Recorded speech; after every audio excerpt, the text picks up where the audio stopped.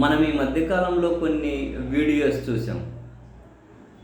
కొందరు జనం దగ్గరికి వెళ్ళి చంద్రబాబు నాయుడు గారు సూపర్ సిక్స్ అని హామీలు ఇచ్చారు కదా, చాలా సంక్షేమం ఇస్తాము అని చెప్పారు కదా, మరి మీకు సంక్షేమ పథకాలు అందుతూ ఉన్నాయా? చంద్రబాబు నాయుడు గారు ఏమేమి ఇస్తున్నారు అంటే ప్రజలు సెటైరికల్గా, వాళ్ళు సీరియస్గానే మాట్లాడుతున్నారు. సెటైరికల్గా అన్నీ వస్తున్నాయి, సూపర్ సిక్స్ కాదు బాబు గారు, ఇంకా నా మీద అభిమానంతో ఇంకా రెండు ఎక్కువే పథకాలు ఇస్తూ ఉన్నారని.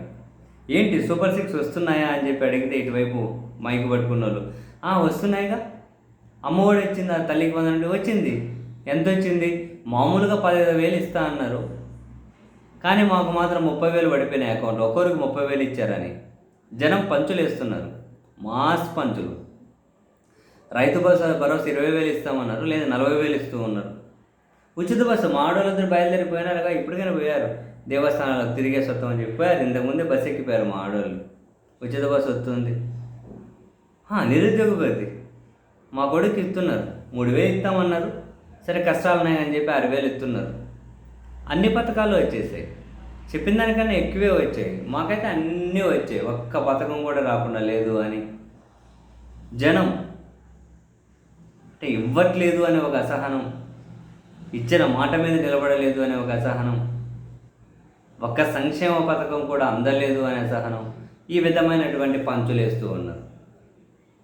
అయితే ఈ జనాలు మాట్లాడే మాటలను నిజం చేయాలని చెప్పి అనుకున్నారేమో ముఖ్యమంత్రి గారు చంద్రబాబు నాయుడు గారు, తెలియదు. కానీ తాజాగా పదే అండ్ లేటెస్ట్గా గుంటూరులో కూడా ముఖ్యమంత్రి గారు మాట్లాడుతూ చరిత్రలో ఎవ్వరూ ఇవ్వనంత సంక్షేమం అందించాము ఈ 11 నెలల్లో అన్నారు.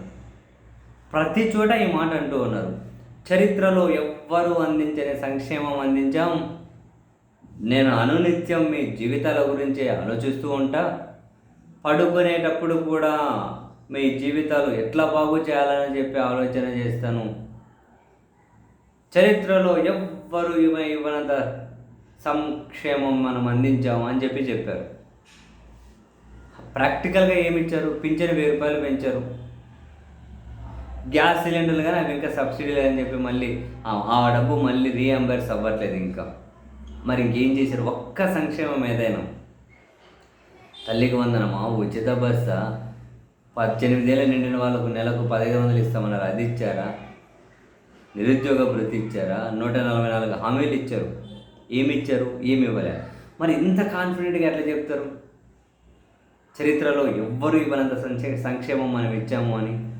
అంటే జనాలు ఏవైతే పంచులు వేస్తున్నారో, రాకున్నా కూడా మాకు అవ్వచ్చాయి ఇవ్వచ్చాయి అని, మరి అటువంటి పంచులకు చంద్రబాబు నాయుడు గారు మరింత బలం అందించుకుంటూ, వాళ్ళేమో సెటైరికల్గా పంచులు వేస్తే చంద్రబాబు నాయుడు గారు ఏమో చాలా సీరియస్గా ప్రజలకు అబద్ధాలు చెప్పి మిస్లీడ్ చేసే ప్రయత్నం.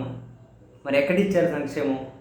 మరి ఏ కాన్ఫిడెన్స్తో చెప్తారు చరిత్రలో ఎవ్వరూ ఇవ్వనంత సంక్షేమం అందించామని? అసలు ఒక్కటైనా ఇచ్చి ఉండాలి కదా,